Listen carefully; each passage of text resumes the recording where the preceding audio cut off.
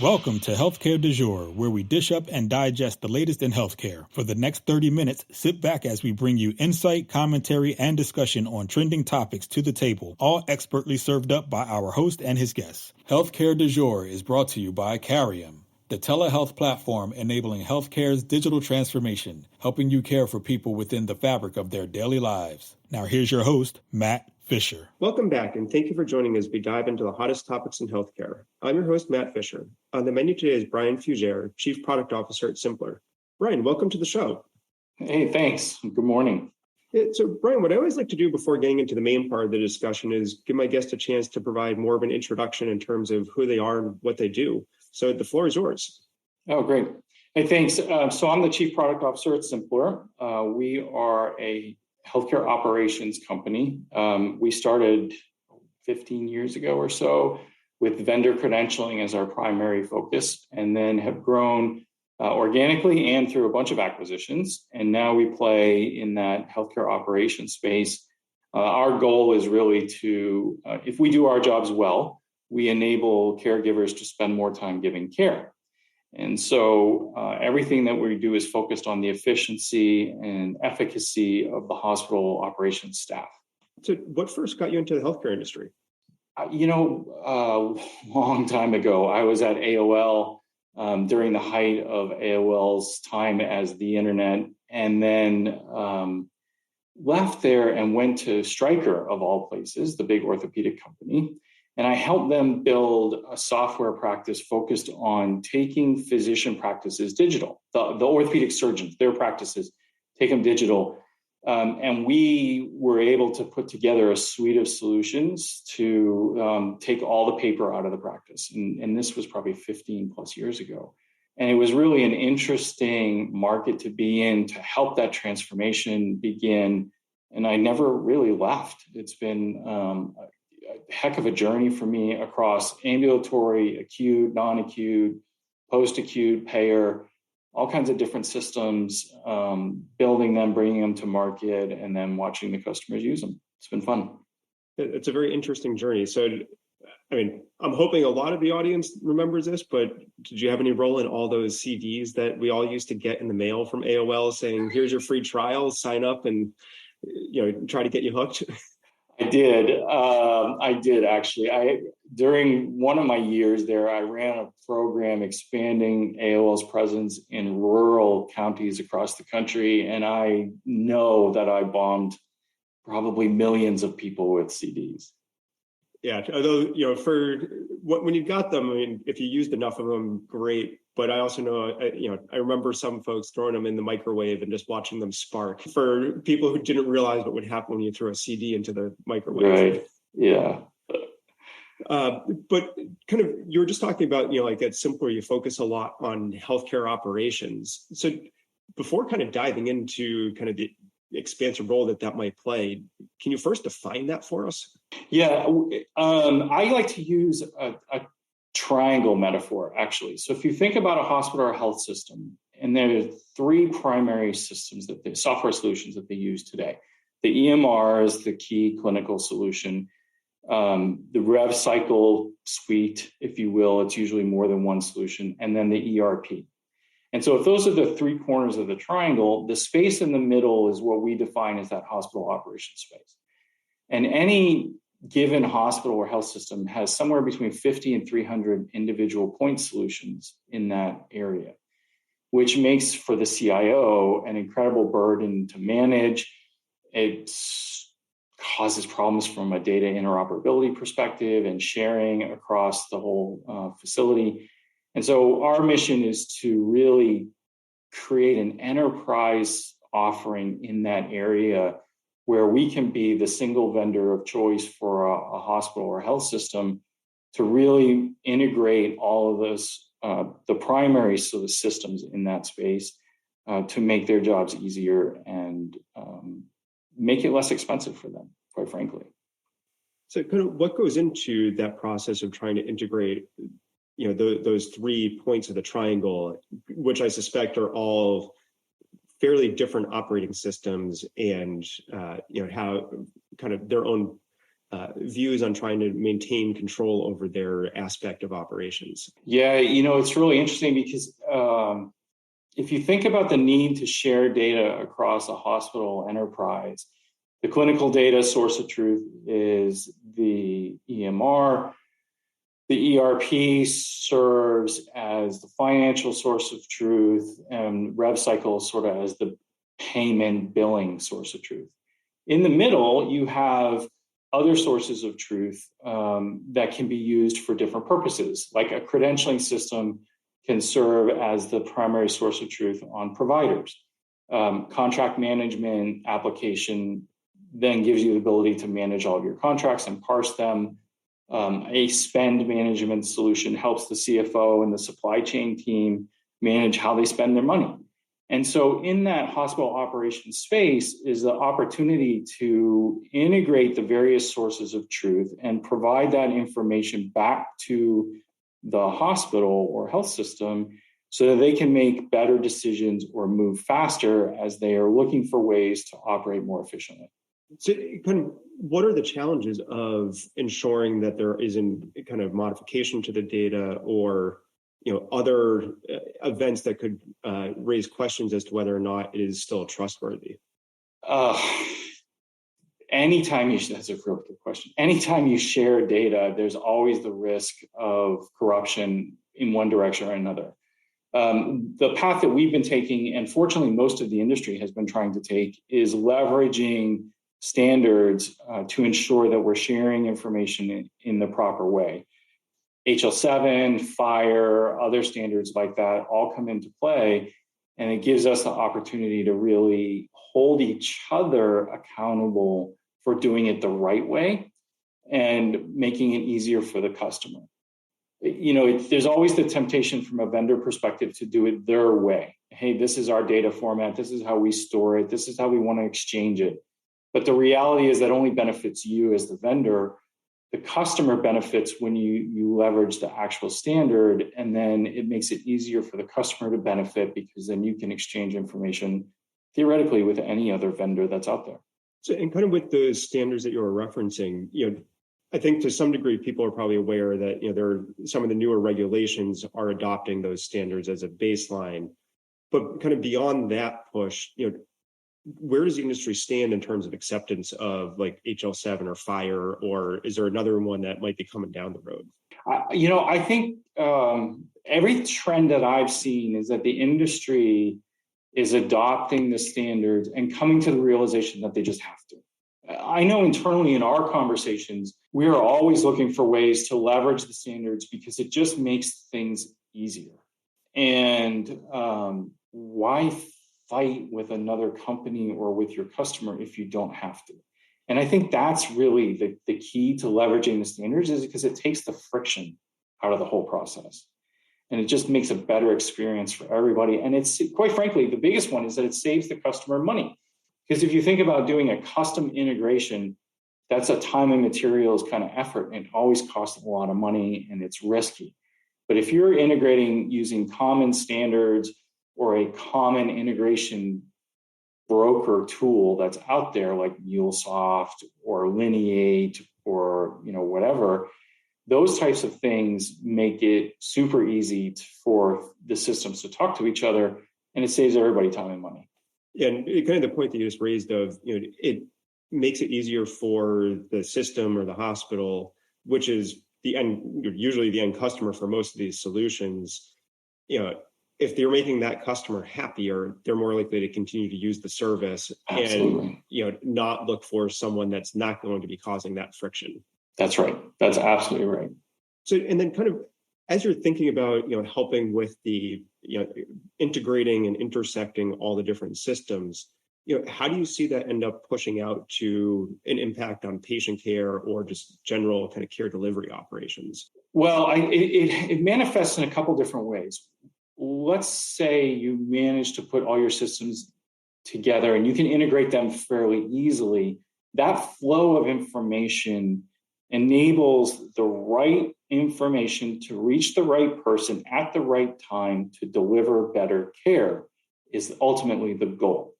The other benefit which is a little bit less obvious, is that if you take the friction out of the system and you save people time and make them more effective, especially in the operation space, so the back office, if you will, of a hospital or health system, that enables the freeing of resources, and resources could be time, it could be money, it could be people, to deliver and focus on care. And so while most of our offerings don't actually touch the patient, we have a few that do, but most don't, we know that we're enabling care because we're making our customers day-to-day easier and more efficient. Yeah, it sounds like what you're saying is by, as you said, making back office and administrative operations more efficient and drawing less unnecessary or kind of potentially wasteful attention, it allows time to be spent more on the care delivery and what should ultimately the mission of most healthcare organizations, which is helping patients and improving health. That's it. That's exactly it. So kind of as you're thinking about that, kind of in promoting efficiency, what would you say are the easiest areas to address? And then what are the hardest areas to be able to drive efficiency for? The easiest ones are anything that's a workflow. Workflows where you're doing a process that has a series of steps. The whole point of software is to make those easier. And so basically most of our solutions are workflow systems. Our job is to work with our customers, figure out how do you make that process easier. You can gain a ton of time and efficiency simply by making those processes easier. The other part of it, where the friction really comes into play and the challenges, is when you need to get systems or solutions to talk to each other. And when you're spanning across multiple departments within a hospital or health system, and you are trying to exchange data between them, that's where the friction really is, and that's where you can make the most impact. If you think about let's just take a patient safety incident as an example. Something happens and that incident gets recorded into the patient safety solution. When an investigation occurs, you can imagine the need to gather information about what happened. So I want to understand the staff that was on duty at the time and interacting with the patient. What is their training background? What's their credentialing and privileging background? What contracts do we have in place with them? What vendor representatives happen to be on site while something happened? Are they credentialed? What kind of equipment was being used? And so each of those pieces of information today requires a phone call or an email to some other part of the organization to say, hey, can you send me whatever it is? And that takes time. And sometimes that information comes back and it's not in the right format, or it's not complete, or you can't upload it into your system, or whatever the case may be. Imagine the ability then for all of that data exchange to happen behind the scenes and happen automatically.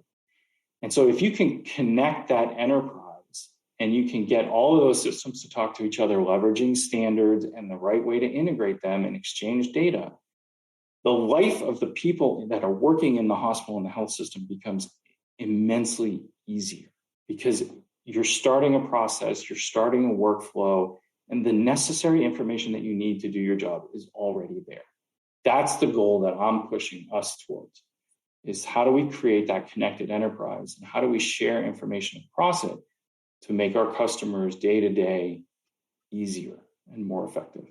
Yeah, no, and I think those are some great examples, because as you said, if you can bring all of that information together in the background, just that description you said of, having to make, various phone calls or send probably multiple emails or, whatever that process is, just to get each data point to bring it all together, again, as you were saying, if you have that happening automatically in the background, just kind of hearing it out loud should hopefully make it obvious the impact that can have. That's right. And so then you go back to that whole thing that I started with, is now you've got 50 to 300 different systems where you have to operate across all of those. And it just is exponentially magnified. So we believe our long-term strategy really is about how do we tie all of our solutions together with the ecosystem in our customer's environment, because we're under no illusion that we're going to provide every single solution. How do we make it better for everybody? Yeah, no, that sounds like a very good and ambitious goal, because I suspect it's not nearly as easy as you're making it sound. No, it's not. But I think it's really resonating well with our customers. Got a ton of validation from CIOs, CMOs, who all completely buy into the vision and are really helping guide us as we move forward through this journey. Yeah, no, that definitely sounds like, as I said, a great goal. And for those of you just joining, I'm talking with Brian Fugere of symplr. I've been talking about healthcare operations and bringing data together. And kind of, Brian, I'd kind of like to shift slightly, but think about, as you were just talking about, trying to bring all those disparate pieces of data together, or maybe they're data silos, and break them down and bring them together. How is all of like the merger and acquisition activity within healthcare impacting that? Because it's, as you've been talking about it, you've been, or maybe I'm incorrectly implying this, but it seems like you're probably talking about all within one system. What happens when you're merging two different entities together that, even if they arguably have the same software running each of those different areas, they probably have different instances or different iterations that don't talk the same way? You're right. And that M&A activity takes place on both sides, actually, both on the hospital side and on the vendor side. And so actually was talking to a customer yesterday, and we were talking about their EMRs, and they're a big health system up in the Northeast. And she was saying that through all the acquisitions that they've done over the past few years, they have somewhere between 5 and 10 different instances of EMRs that don't talk to each other. And so they have this big corporate initiative to get down to a single source of clinical truth. So one EMR instance to basically rule them all. The same thing happens on the vendor side, because as the vendors grow and they grow through M&A activity, they face a very similar challenge of how do you get all these systems to talk to each other? How do you get them to have a common look and feel to make it easier for the customer? How do you get to a common set of pricing? And so both sides of the equation are facing challenges from an M&A perspective of putting multiple systems together in a way that makes it easier for each side to operate and to help each other get better. So as you're kind of going through that process, have you seen any best practices or other or maybe certain strategies that can help with that evaluation process? So if you think about the M&A activities that are occurring on both sides, the hospital is going through consolidation, the vendor side also goes through M&A activity. Both of them are faced with a very similar conundrum. And that is, I've got multiple choices and multiple systems that I need to work with. Which one is my go forward? And the practice that we've adopted, and I've seen others use, and even some of our customers use, is really to use the best of. What's the best of the choices that you have to go forward? Maybe it's the thing that you've been using all along, your incumbent solution, or maybe it's the new thing that you just acquired. But the best of sets you and your organization up for the best chance of success in the future.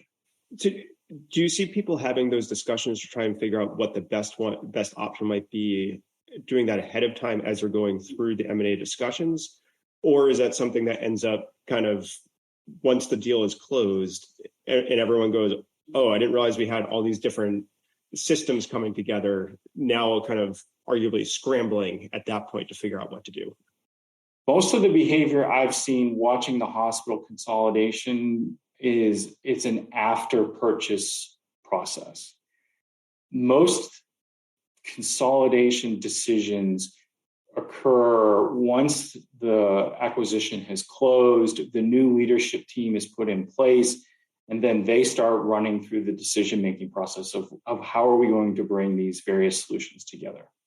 And do you think the process would be made more efficient or be helped if those discussions were able to start in the pre-merger phase while the organizations were kind of talking talking about what it's going to look like and what the deal and how the deal might be structured? Yeah, I mean, more time is better. The earlier you can start is better. I think, though, that the reality is that the politics of mergers and acquisitions lends itself to dealing with these issues a little bit later, usually post-close, once the leadership team gets cemented in place. Yeah, no, that's definitely fair enough. It's having been involved in the negotiation of the deals, you're focusing on the I will say higher level business terms, and then Right. You might get kind of the different departments starting to talk with each other, Right. but you don't want to, to some degree, you don't want to get the cart in front of the horse and start doing stuff before you actually have ink on paper for the deal. Right. And that's really how it goes. You're right about that. Yeah. So kind of thinking about that, then, what do you see as kind of a typical timeline for in working through all those decisions and getting to a point where you end up with, I guess, ideally full integration, although with the appreciation that full integration is probably in reality never actually going to happen? I think it's a multi-year process, especially if you think about a hospital or health system and how many solutions they have.